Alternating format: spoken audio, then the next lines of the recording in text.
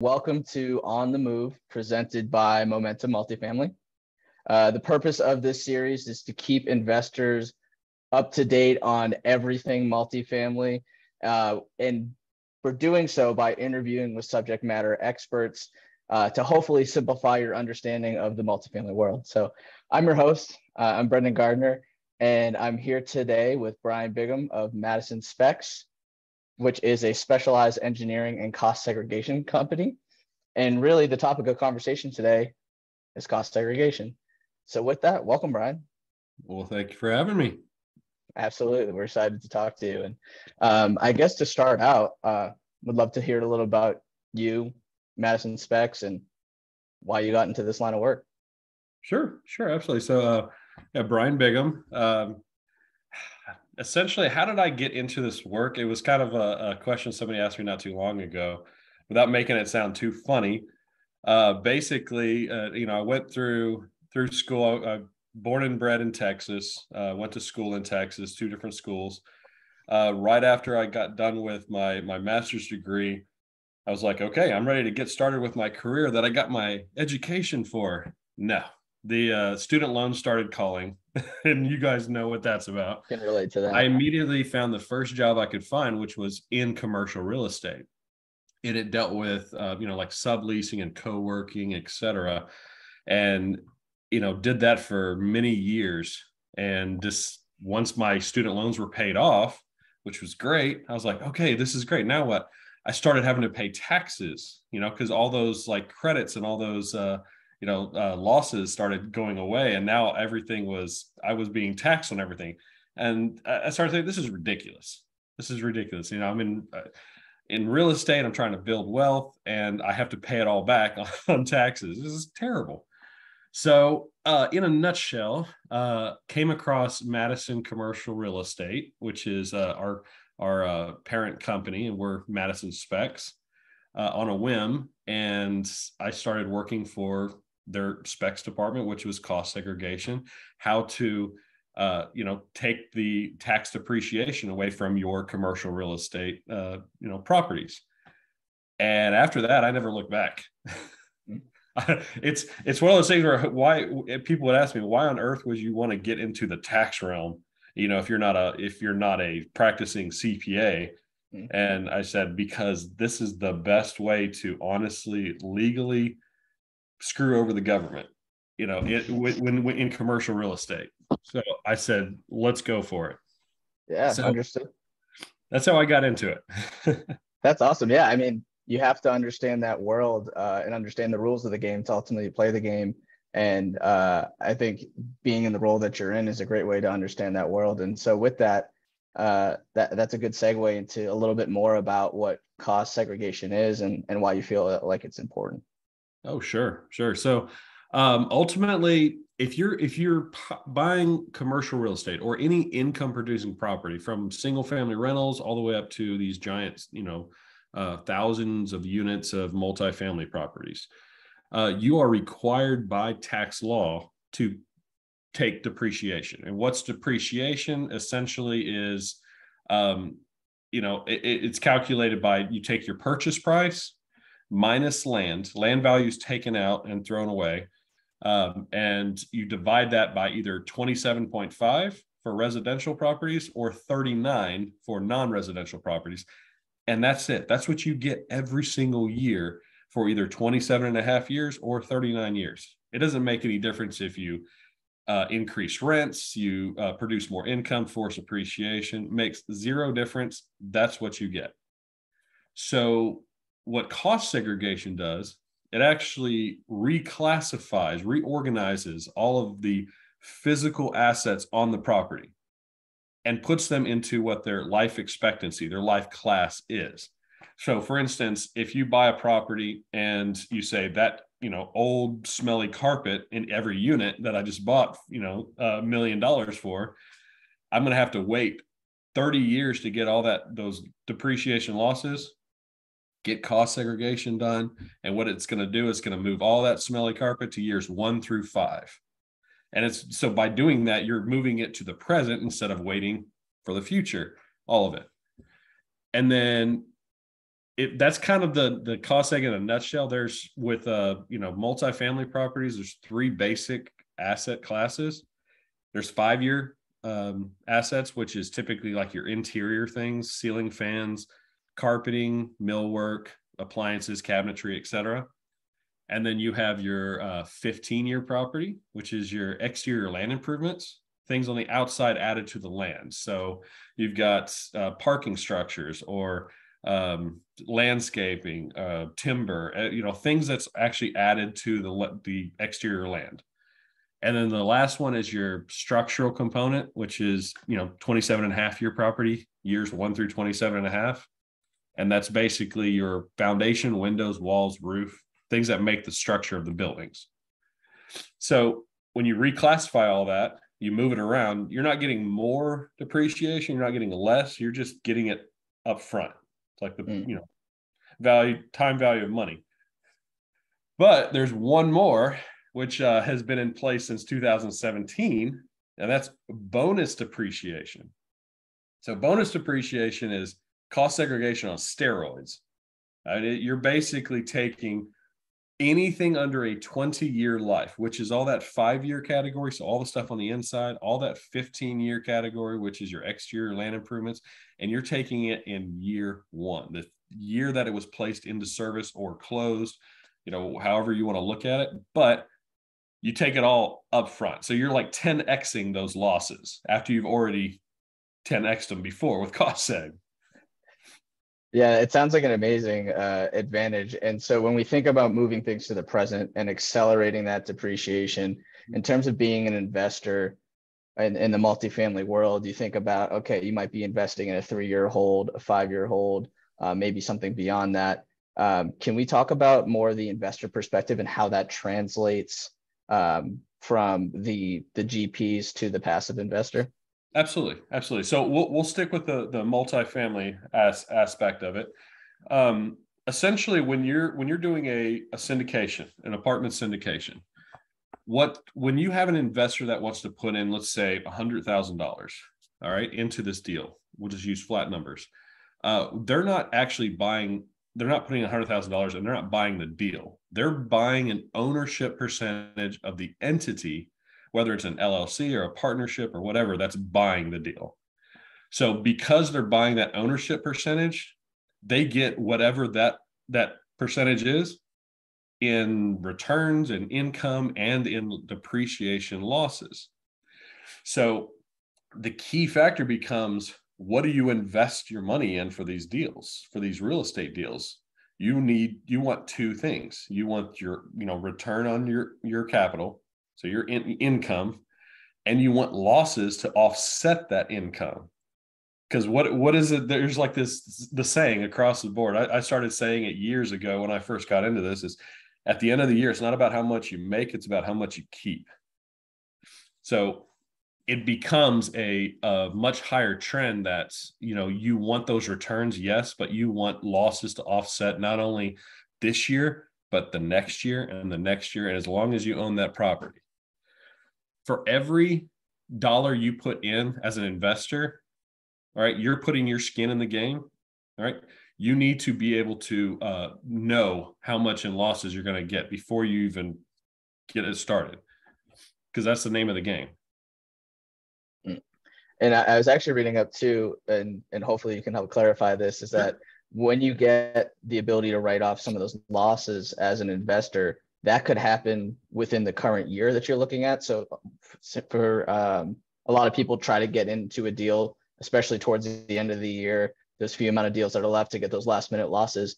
But even if they can't write it off on that year that they're in, that actually might be able to push to the following year. That's right. So, whenever you invest into a property, when that property closes, when it's placed into service. So for instance, you guys have a property right now that's actually closing within the next couple of months, which is really nice. Basically, you want to get your capital into this deal to take those losses. It's not about the income when it's a property being closed at the end of the year. It's about how much in losses you can take. So when they put their investment into your deal, they're going to get back a massive amount. I mean, we're talking that bonus depreciation. they're going to take 100% back in for their 2022 taxes they file a few months later. And the nice thing about that is they have this loss in their back pocket ready to go when their CPA says, well, it looks like you might have this kind of income tax. And you said, no. I have this little back pocket thing here that I invested in. And there is kind of a little bit more of an urgency on it, actually, because the bonus depreciation, the 100% bonus depreciation, actually starts to phase out. Any property purchased this year it's technically between 2017 and December 31st of this year, 2022, you buy it, you're eligible for 100% bonus depreciation. Next year, 2023, any property placed in a service in 2023, all the way through from January to December, is only eligible for 80% bonus depreciation. And what does that mean is basically, I'll try to use a flat number for you. If you bought a property in 2022 and you got $100,000 of the bonus depreciation, you have the ability to use that $100,000 of depreciation, all of it. In 2023, if the property closes and you get that same $100,000 of depreciation, you can only use a max of $80,000 of it for 2023 taxes. It becomes a very big deal. I mean, 20% could be the difference of thousands, tens of thousands, hundreds of thousands, even millions of dollars. So I've been trying to tell everybody, look, if you know of a deal going on right now, put it in 2022. This is the last year for 100% bonus. Wow. That's a tremendous impact there. Oh, yeah. And thank you for covering that. And so as we go into thinking about, okay, let's say there's an investor, they have their deal, the LLC they invest with goes through the cost segregation process. Now I have this loss write-off.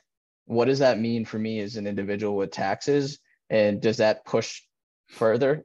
Like, what does depreciation mean down the line? Yeah. So, okay. Whenever you invest into a property, especially a syndication property, you're basically one of however many investors there are. Every investor gets what's called a K1. The K1, and this is always given to you around the end of the year or at the beginning of the next year, specifically for your 2022 taxes you file. What that K1 basically states on it is the income generated, or your ownership percentage, the income generated from it from that year, and the losses allocated to you. So if the property had cost segregation done, bonus depreciation was ultimately included, then you could basically have this nice little form for your CPA to actually, let me go back just a little bit. Everybody that's invested in the deal, you get your own personal K1. It's not a full property. Because you file your own individual taxes, you get your own personal K1 to file individually. So whenever you hand that over to your CPA, they can just like plug the numbers in for you into your tax returns. Now, that being said, it almost sounds, oh, that's too good to be true. I can just invest my money and get hundreds of thousands of dollars back. Technically, it's how you're able to apply it as well. So not everybody can use the full amount of losses to apply to their entire tax income liabilities. Like you can't, if this is your first ever apartment investment, or this is your first time ever investing in real estate, you can get those losses. Absolutely. You can offset every penny of the returns from this deal that you're investing in, but you cannot take those losses and apply them to your 1099 or W-2 or things like that. You do have to meet certain classifications with the IRS to be able to do that. It's doable. Don't get me wrong. It's very doable, but it takes a full year to actually be able to do that. Understood. And then there's another level too, in terms of tax deference. It's real estate and the tax movement and the tax rules. It's really a game of understanding just that, the rules. And it's really thinking about that next step. So I understand that depreciation, recuperation is a thing, right? And so what is that next step for people to think about to push that down? And so can you talk about what that is and Sure. what that next step is? So kind of getting back into it, there are all different kinds of ways to not necessarily avoid, but kick the can down the road when it comes to taxes. For instance, whenever you buy and sell a property, no matter what, if you use cost segregation or not, you are basically going to be paying back taxes.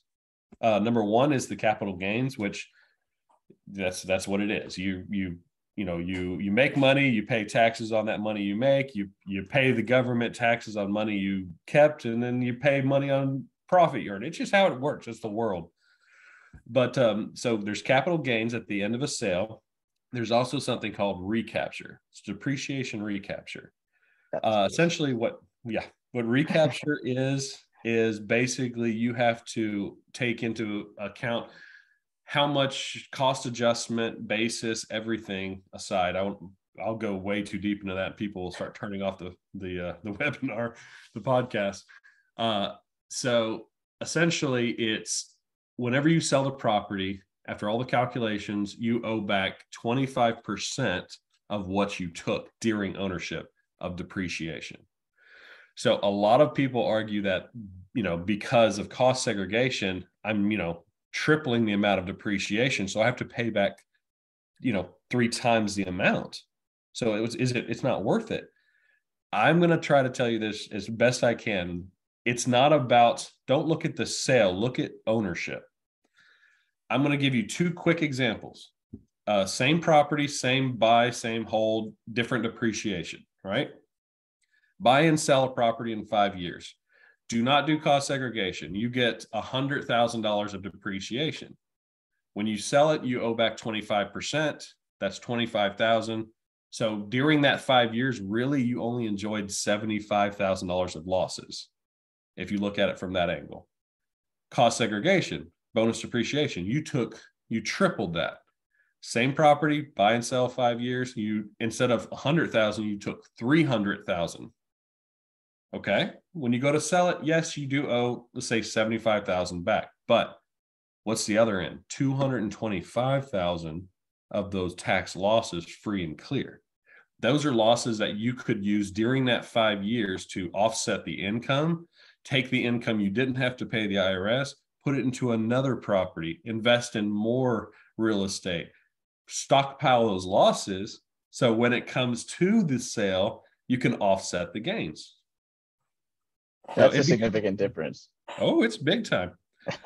And of course, there's also other ways to technically kick the can down the road and not pay any taxes at the sale, such as a 1031 exchange. If anybody's ever heard of that, it's essentially you take all of the profit, every penny of it, not a single dollar can be that you can put into your pocket.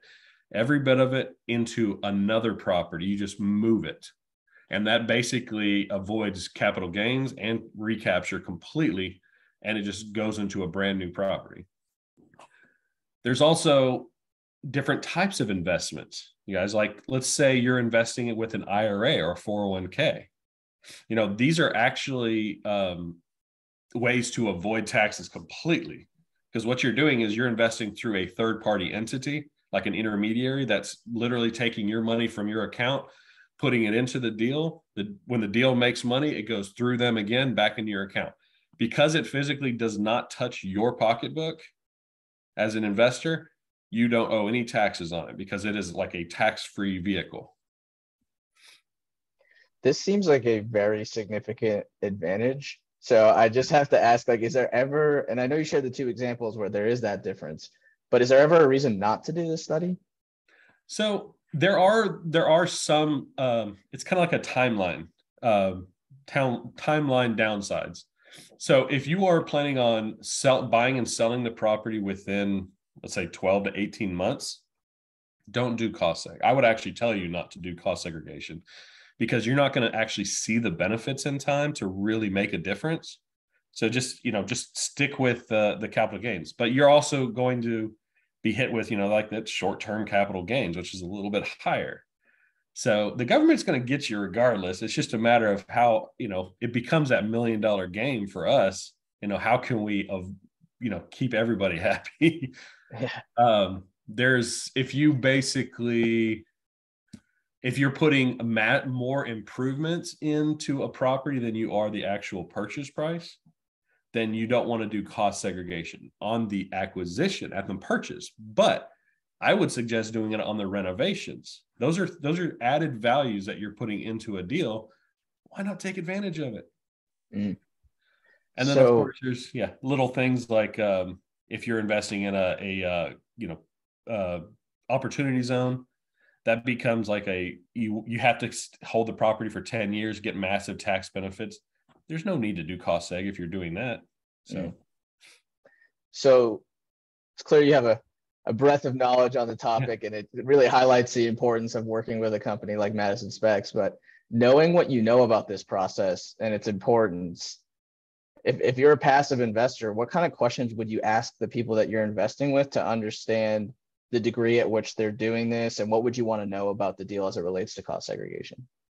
As it relates to cost segregation, the first thing I would want to do is make sure you're doing cost segregation. So there are a lot of syndications out there that do not do cost segregation.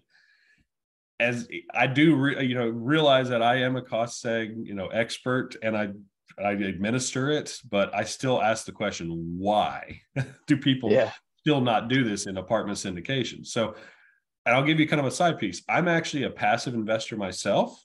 I invest in some deals that I actually do not even do cost segregation myself on, but other companies do. But one of my main reasons for investing is literally for the tax benefits. So I can keep that in my back pocket. I can apply it to, I've meet these qualifications where I can actually apply it to my W-2, 1099, everything. So that's the first thing you want to make sure is that cost seg is being done. Number two, it's really just a breakdown, making sure that the general partners, the sponsors, and key principals, everybody, they have a good track record.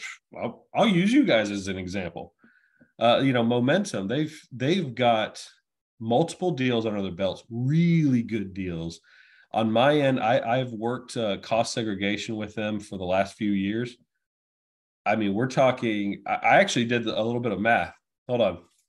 I did a little bit of math before our call because I wanted to see if I could do like a reference. But in 2021, Momentum has received over $18 million of tax depreciation to give to their investors, not for themselves, to their investors. $18 million. Wow. In 2022, which, mind you, this is the year we're in right now, so far you're up to $8.6 million for investors, and you're not even done yet because you got this new property coming up. That's going to be an additional 3.5. So we're looking at over $12 million for 2022 for your investors. So tens of millions of dollars that you guys are putting into your investors' pocket in losses so they can offset their income. Those are the things that you want to look for. You want to make sure that the key principles of general partners, they have their best interest in mind, not only for the returns, but for the losses to offset those returns. Without somebody that knows the importance of that, move on to the next person. That's staggering. Thank you for doing that math. Oh, that really hammers home the point.